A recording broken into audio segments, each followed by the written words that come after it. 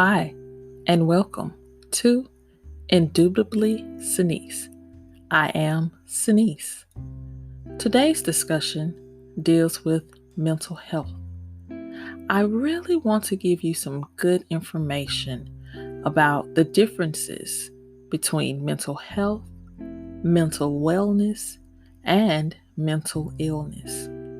So many times I've come across people that love to just diagnose people. And as a mental health professional, I slick become very irritated and annoyed by people that don't have a clear understanding as to what they're saying about a person. Now, I'm not telling you that there's some people out here that aren't deemed as really normal, but a lot of times people are not in a position to actually diagnose anyone.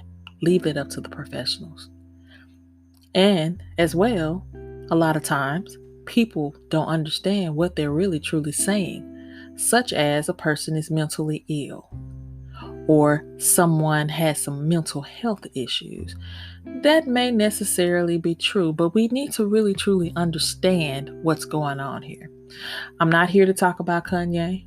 I have my opinions, but I am a mental health professional. And so therefore, I know what certain things may look like.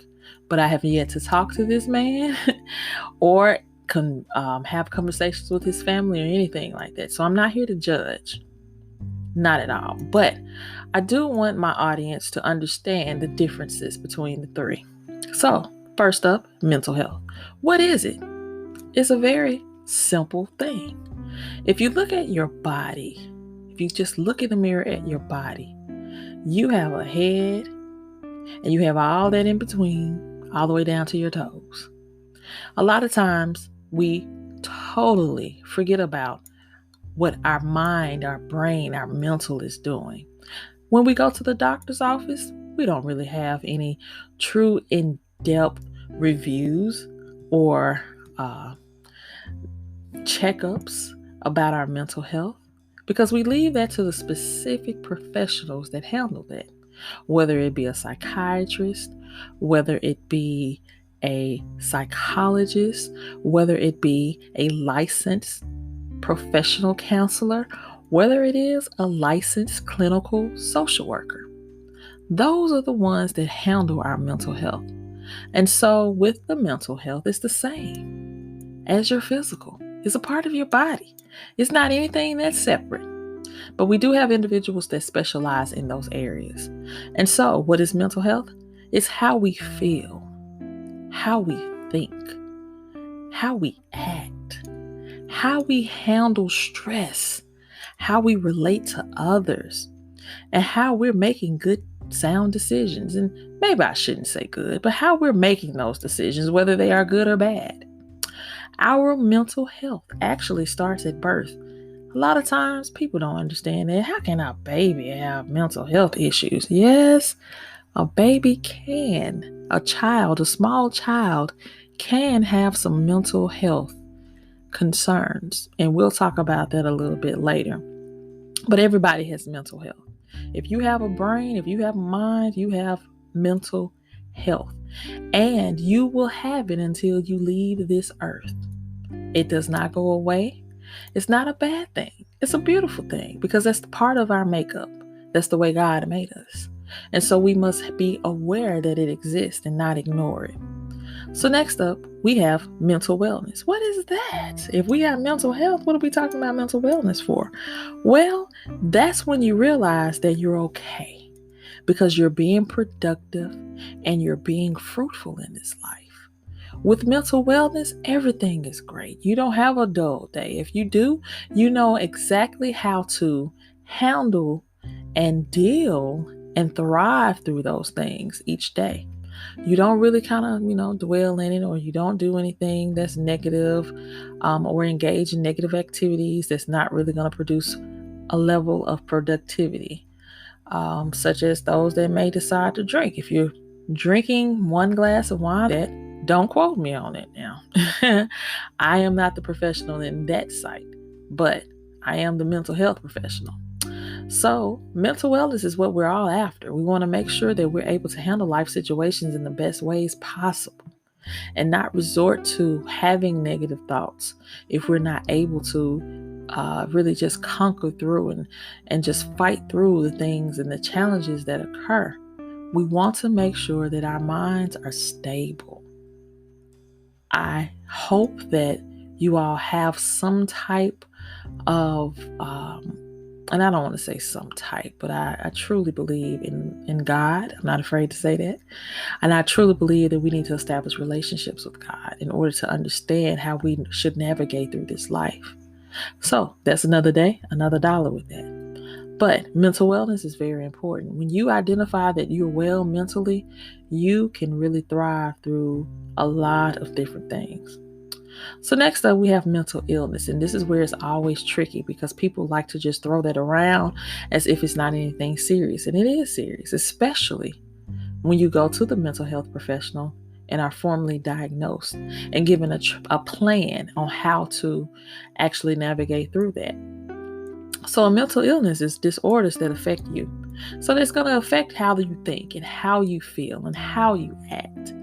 And it's going to be that behavior that's going to actually what a lot of people see. And they're trying to figure out, okay, so what's really going on with this person? Okay, so I want to challenge you all that when you're thinking about your mental wellness and your mental health, always know that when something is wrong with your body, whether it be you have heart disease or even right now, if you have COVID, understand and know that those things impact you physically just like your mental illnesses can impact you emotionally and psychologically. We have so many different ways or so many things that can impact whether or not a person has a mental illness. Check this out. So say for instance, long ago in the prior to probably the civil rights era, and we're not going to go all the way back to slavery because I can talk to you until your ears fall off with that. But we're going to talk about just having to really be living in a time where so much negative things are happening behind the scenes. We don't have the level of technology that we are experiencing in this day and time where people are seeing things and pulling out of their phones and recording. But we're living in a world where we don't know much about mental illness other than if you are mentally ill, you're probably going to be locked up in an asylum of some sort, or you're not going to be living with your family because you're deemed as crazy. All right. So now fast forward to today's time. Now we're becoming more aware of what mental illnesses are. We're not just throwing around the word, oh, you're just acting bipolar. We always say, where I've heard weathermen say, well, this weather is bipolar today. Okay. I like how you describe the up and down of the weather and the ins and out of it. But people are actually saying other people are that as well. Unless you truly know what that truly means, you shouldn't call someone that. That person may be depressed. That person may be going through some anxiety, or that person may be going through some trauma. You just don't know. Just because that person is acting and behaving differently than what you deem is normal, you shouldn't just be so quick to say someone has a mental illness.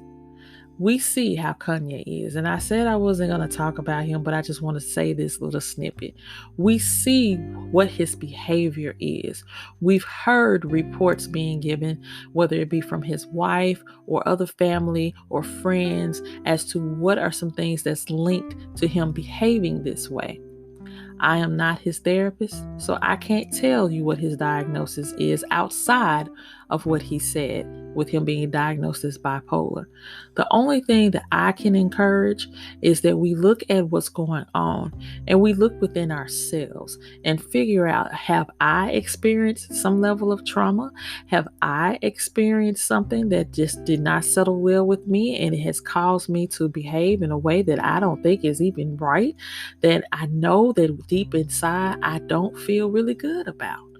If you have thoughts of suicide, or if you're even homicidal, go and talk to a mental health therapist. It's important. We see the results of what happens to people that have psychotic breakdowns. And you can definitely Google that. What is a psychotic breakdown? We've seen where people are just not making the best decisions.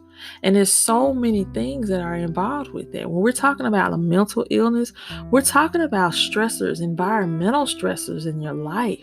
There are people right now that's going through some things because of COVID, because of this pandemic, because of the fact that they have to stay at home and they're not accustomed to being at home like this, or having their children around 24/7. It's just like, I need a break, so you have these environmental stresses and you have genetic factors that come into play, such as if I had a family member, a grandparent, a great grandparent that was deemed as crazy or deemed as something happened to them. Look at it the same way you would if you had heart disease in your family. It's the same way. This is part of the genetic factors that exist in your lineage and to you. Then we also have where we just have these imbalances, whether it be our hormones or just some other biochemical imbalances going on within ourselves that can bring on a mental illness. And you definitely have trauma, man, and that could probably be brought back into the environmental stresses. But we have trauma, whether you have been involved in a tornado or whether you have been involved in a bad, terrible car wreck, a house fire. You've gone to war. You've gone to 2 or 3 tours. You've been involved in domestic violence. It's so many different things that are traumatic to you that can impact your mind, you emotionally. We have to look at those things. Now, going and talking to your family members about it, yes, that's our first line of support that we usually lean on, whether it be our parents or grandparents, aunts, uncles, cousins. We always can lean on our families first, but every now and then, and I don't know how often, but every now and then, you might have really just expressed so much to them, they've become a little bit tired about hearing about your story and a little bit tired about hearing what's going on with you, and to the point where they're not even listening actively towards anything that you're saying. They probably have gotten to the point where they could just tell you anything just to get you out of your face. Get you out of their face, rather. There's just so much that's going on. And so now it's like, well, I'm going to talk to my friend. My friend is not a professional either. So they only going to tell me what they think I want to hear. And I don't know how supportive that is. In my mind, it's not that's supportive, because they could lead you down a dark path. And so it's important that we break down these barriers that have been put up for so long, mainly because we did not understand what the point of it all is. If you stump your toe and it bleeds, you go and you put a Band-Aid on it. Or if you break your leg, you go to the doctor to get a splint, or you might even end up having to get some screws or get in a cast or whatever it may be. But if there's something going on with you emotionally and you know that that's not normally how you feel, it's okay. It's okay to go and Google a therapist that you can go and see. It's okay. And going to therapy does not mean that you're in it for the long haul for the rest of your life. No, depending on the situation, depending on your diagnosis, depending on what that therapist tells you would be the best way to help you navigate through this. Hey, it could be 3 months, it could be 3 years. But I think it's well worth getting the help that you need. You don't have to self-medicate. You don't have to go and drink until you pass out, because guess what? When you wake up, you still got to deal with the issue. You don't have to think about killing someone because they abused you. Because you got to look at the consequences of what would happen if you did do that. You can get the help, but I really want you to understand the importance of knowing the difference between mental health, mental wellness, and mental illness. This is a part of our lives, people. This is here. It has been here. But as we are progressing in this world, we are finding and learning more about it. Because when I look back in 1920s and 1930s and what was happening to families when these psychotic breaks hit, nobody understood. It was just like, they're not normal anymore. Mama ain't cooking like she used to. She's just sitting in a corner staring out the window every day. She's deemed as crazy. We don't live in that time anymore. So we don't have to be afraid to talk to someone, to say, hey, I need some help because emotionally I ain't feeling this. I'm not in a good spot. It's okay. It is okay. That's why I see the beauty of it all. Because if you recognize what's going on with you, because you know yourself better than anybody else, if you can identify that you're not in a good space and you want to get to that space of happiness, of peace, hit up a therapist. Not only hit them up, but follow the plan that they give you. You all are in this together. They're going to help you along the way. They're not there to dictate to you what to do. They're just your guide. I'm just going to coach you along because you have the answers. You have the answers. So I encourage you. Google mental health, Google mental wellness, Google mental illness.